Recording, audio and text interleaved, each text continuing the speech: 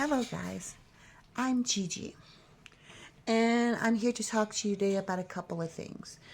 The main thing today, though, is going to be our big subject topic. Is something no one wants to talk about. Poop. I am Gigi, like I said. I'm a disabled veteran. I have a multitude of mental health disorders. I didn't get like this way overnight, but this video isn't about that long conversation and the backstory. If you want to hear more backstory about me and my history, there should be some previous videos on, why I have dissociative identity disorder, how we got where we are. But this video here is specifically for my neurodivergent people with severe stomach issues. Now, I know a lot of you guys are going to find this silly. So, if you completely know how every single part of your body functions, this video is not for you. If you have never had a problem trying to figure out if you're hungry or not, or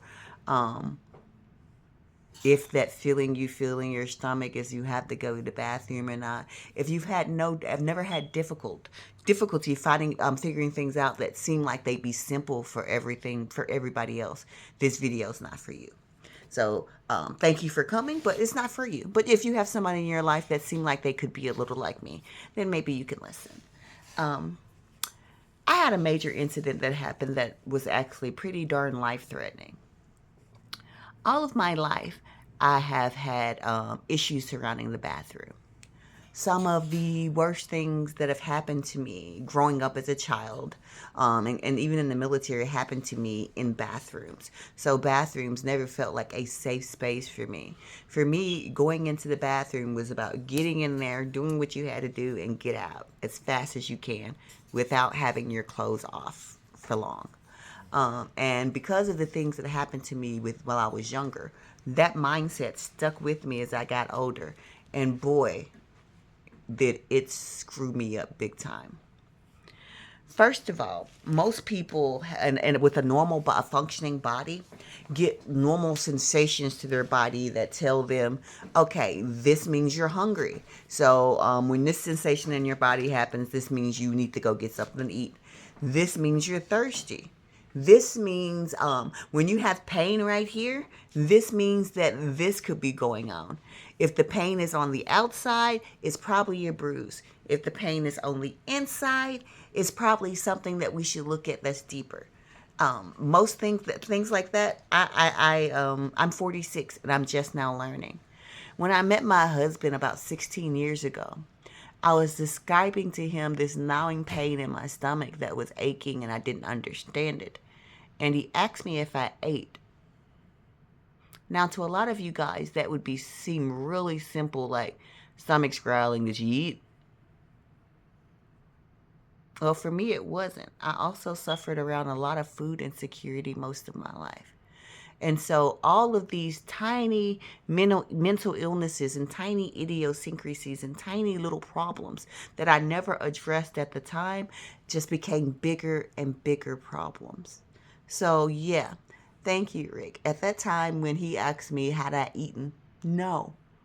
And that was the first time in my life, and I was 30 at the time, that was the first time in my life that I correlated that pain in my stomach with being hungry. I was used to always being in pain. I grew up not seeing doctors. I grew up being abused. I grew up in the age of the massive crack epidemic in the 90s, where people were we weren't raised, we just grew. And autism was not talked about at the time. I mean, at all. When we were kids, when I was a kid, autism wasn't, I don't think, we didn't talk about it at all. And so I was just the weird kid, I was the weird kid who said weird things, who didn't know how to take social cues properly, who made all my statements in the way that it all sounded backwards or ambiguous. When in actuality, I was just a kid with autism communicating in the way that a lot of autistic children communicate in. You feel me? And I know a lot of you are understanding what I'm talking about, and that's why I feel like this conversation is important. And I want you to always never feel bad about the fact that you don't understand something that everybody else thinks is common sense.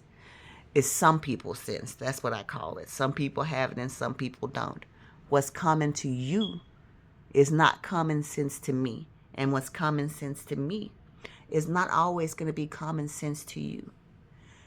So, and I say that to go back around to this. I've had intestinal issues all of my life. When I go to the bathroom and go poop, I pretty much ignore everything that's going on in that area until I have to wipe and run away. Yeah, I treat it like that type of circumstances. And as a matter of fact, for years when I was dating other people, before my husband, even with my husband, I would allow no one to come into the bathroom when I was going. I did not even like to say the word poop. I didn't want to discuss anything around the word poop. That's just disgusting. I used to tell my husband in the beginning of our marriage that had I had the opportunity to remake humanity, I would make it so pooping wasn't necessary. And boy, does that statement make a lot of sense to me now, um, with currently what I'm going through. You see, when I was going to the bathroom, I was mostly having loose bowel a lot. Um, so I wasn't really having solid bowel movements, but nobody had talked to me about the fact that that could be problematic, that I wasn't really having, normal stools. Nobody talked to me about anything surrounding the bathroom, and I didn't like to talk about it either. Um, so I've been going on with this problem for years of not fully evacuating my bowels. That's what we're going to. I've never fully evacuated my bowels. I also have interstitial cystitis. Anybody who knows that, it's called IC. It's when you have a problem emptying your bladder.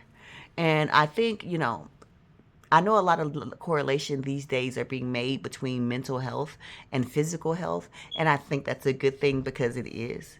Um, I know I have IC. I know that physically I have a problem when it comes to emptying my bladder. But somehow I think that a lot of this stuff, a lot of my medical issues, are all wrapped up in my traumas. I have a lot of trauma around the bathroom. And so I have a lot of trauma when it comes to that. The trauma became so bad here recently, about a month ago, um, to where I couldn't eat at all. I was throwing up every time I tried to get anything in my stomach. I was throwing up. I felt like I was full up to here. I felt like literally the food was just in my chest. It was everywhere, and I've had some horrifying experiences with the American medical system. And with everything that's recently happened, a lot of us have shared our horrifying experiences with the American medical system. And so I was very reluctant to go to the hospital. One of my most terrifying memories is going to a hospital back in May of 2019. No, going to a doctor in April of 2019, complaining about how bad my chest was hurting. And then that doctor told me that I needed to lose some weight and then my chest wouldn't hurt like that. Well, a week later, I died on my living room floor. I had a pulmonary embolus, a bilateral saddle pulmonary embolus, where a blood clot broke off into my lungs, and then it shot through the right ventricle of my heart, leaving a hole. I was septic. I was in critical ICU for a very long time. It was touch and go. And that's not the worst of doctors have done to me. I broke my hand for the first time when I was 45. And then I had a doctor yell at me and bend my hand back and forth knowing that was broken. Didn't offer me any pain medication because she said I shouldn't need any for a broken hand. And she didn't do anything to send in any medical help or do anything to get me help. Or I know I'm not the only one, unpaid bills. All this, I could tell you so many horror stories. I mean, I became pregnant at a mental health hospital while I was active duty in the military. I was inpatient in a mental health facility and abused by the staff and became pregnant. And all this while on active duty. And no, nobody investigated it. Everybody keeps trying to cover it up no matter how much I talk about it. I'm never going to get justice there. And it hurts to say that. I'm never going to get justice in the way that we would like to see justice happen in this world, when bad things happen to us, when people do terrible things to us. There are ways that we wish that karma and society would reward them for the things that they did. But remember, time actually means nothing. Before time began, there was no time. There was only existence. So believe me when I say that people who hurt those like us, the meek, the kind, the 5 dog owners. Hold on for a second.